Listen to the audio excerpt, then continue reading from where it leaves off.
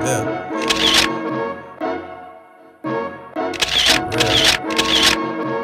Yeah. Gotta roll my sleeves up. Back to the bando, my nigga. Back to the basics. Back on that Anna, my nigga. We back to the chase.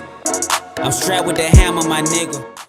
I go by the name of Young Soul. I'm a 23-year-old hip-hop artist here from Memphis, Tennessee, South Memphis to be exact. And I just like telling my story, you know, through the songs, through the lyrics, and, you know, just trying to help people. Bando is my latest single that I'm pushing from my project called Summer on South Parkway. Really, the song is symbolic. Of course, when you hear the word bando in black culture, you know, generally, that refers to, like, the trap.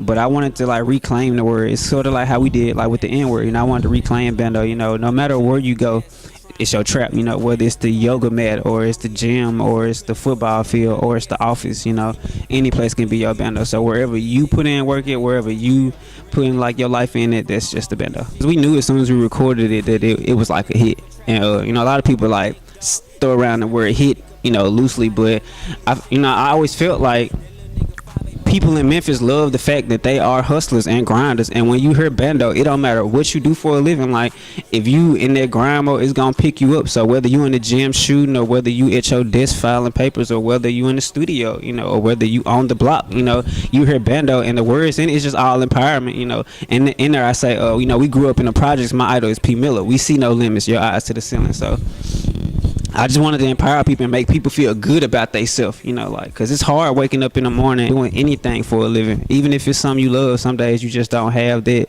kick there. So bando is just like, you know, that kick you need to get you going. I just like the energy of the record. I wanted to give it like a different, you know, connotation, because I know it's young kids and people around my age who listen to my music too. So I just wanted to be like, you know, you can still fit into the culture, but like you can give your own definition to certain words and give empowerment to them like this. So. Oh, we having that moment. I should let you tell this joke, huh? 2015. Because I used to go by another rap name. It was called YSL, and it was abbreviated for Young Sweet Lito, which was a play on of Pimp C's nickname, Young Sweet Jones. So yeah, it really go back. So it was like YSL, and I was like, well, I can't go with this, because if I try to put out a song, I could goddamn get sued over the name or anything. I ain't even want to go through that. So I really just had to go like deep inside and really look at what it was. And by that time, I had changed it from Young Sweet Lito to Young Soul Lost. So when it came time to like just drop it, I was like, shit, how can I keep this? So I was like, okay, I don't just think I'm lost no more as an artist. I think I found who I like really want to be, and that's when Young Soul came about. And it really ain't happened until I had a show. I had my first show at MTSU. It was some shit called Storytellers, which is basically like where you play with a live band and really let people get to know who you are, why you do music, and why you started and shit. And got up there and shit, I think somebody might have asked me like who I am. Somebody in the crowd was like, nigga, who the fuck is you? And I was like, damn, like, shit, do you remember that? But yeah, so it was this girl named Tanel. Shout out to Tanel, because she one of my biggest supporters now. But I remember like when I first got up to shoot, like, nigga, who the fuck is you? And I was like, damn. I was like, well, shit, I'm Young Soul. I'm from Memphis, Tennessee, like South Memphis to be exact. And shit, from that moment on, like, I just been Young Soul. Shit. It wasn't even music. I just knew storytelling was good for me. Like, I just knew I could tell a story. And it was like, I think I had given like a speech at church or something. And my mom was like, you know, she like, people like gravitate to your voice. And I always noticed it because God just gave me the ability to like speak well and like be able to reach people like with certain words. But I think the day that I actually knew music like was for me, like in this spectrum, was I was probably like the 11th grade, 10th or 11th grade, 16, 17, and I had been looking for a studio. Like, I had notebooks probably like stacked about yay high of just written songs that I wasn't able to record. Me and my homie Ty, we would write songs together. He would write his, I would write mine.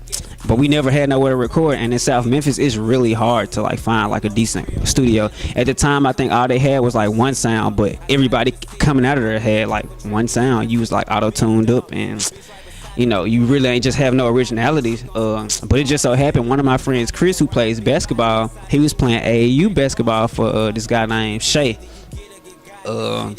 And it just so happened one day, Shay has a friend named Sonny who was like making beats and making music, and he wanted a feature from like somebody at the time. And the coach ended up asking the players, and my friend Chris told me. So I'm like, yeah, we're going to the studio like ASAP after school.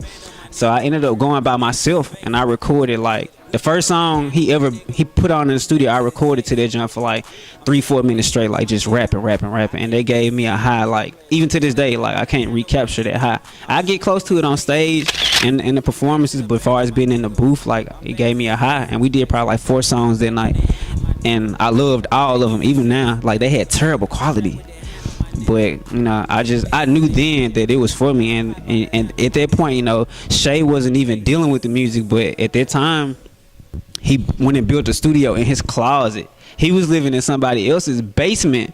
He went and built a studio in the closet, and we would just be in there for hours on end, just like perfecting my style, like learning how to actually write songs. And I'm really grateful, because maybe if I'd have been able to go to a big studio off the rip, I wouldn't have had that time to learn how to develop. But because the quality was so bad in there, we was learning how to record properly, how to mix everything was going from scratch. But even then, in them struggling times where it was just nothing and we was just going from scratch, like I always knew, like, yeah, I could do this. My first song, it was called Sidewalk Gang.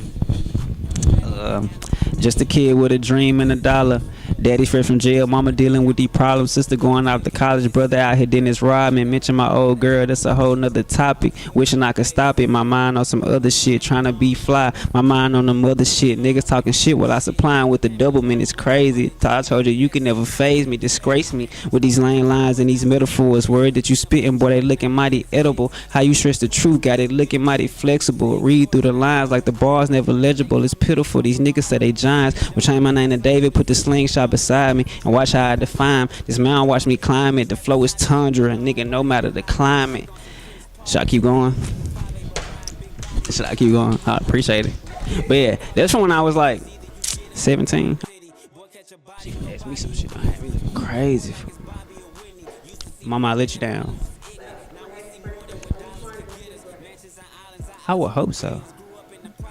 But I know when I was in the 5th grade, I was probably smarter than some people who was my age. So shit, it might be up in there. We got 4. I thought it was 4. Is it 4 or 5? I thought it was 4. You got the Atlantic Ocean, you got the Pacific Ocean, you got the Indian Ocean, and then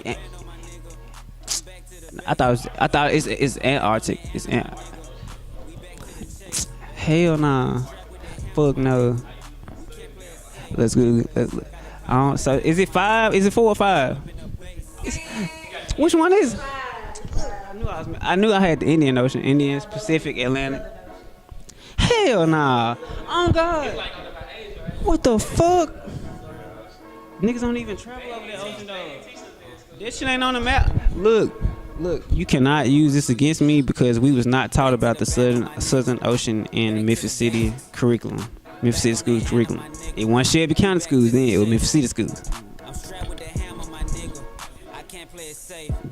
Damn, I wasn't even up on the class. It was probably been in that bitch for a minute, goddamn. You finna make me get this wrong. Okay, I'm gonna look into the camera. You said, whoa, Orlando Draper, Aretha Franklin. You saying who wasn't put in this year? I probably got down. Bro, what the fuck? Cause it's like you could go with either Aretha or you go with fucking Elvis, bro. Who was put in this year? We got a Hall of Fame. Oh, who was not put in? My bad. Who was not put in this year? Okay, I'm asking the wrong fucking question. Who was not put in? Heck, I got to be Elvis done to goddamn. Yeah. Shit, as long as he been around, he ain't in that motherfucker yet. Alright, so we 50% right now. If I can get a 66%, I'd be straight. Federal Bureau of Investigation.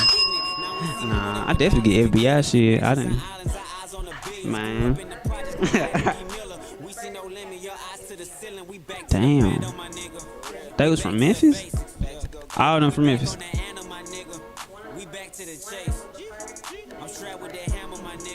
But it's gotta be the first one or the last one. Fuck. But I don't think Al Capone was fucking. Well, shit, probably is Al Capone, goddamn. But I don't think he was from Memphis. The white Al Capone. But shit, I'm gonna go with Al Capone. Fuck, I knew it was him. Yeah, that's weird as fuck. What it do? You rocking with your boy Young Soul. All of my music is available on Apple Music, Spotify, Tidal under Young Soul, and you can follow me on all social media at the #1 Young Soul.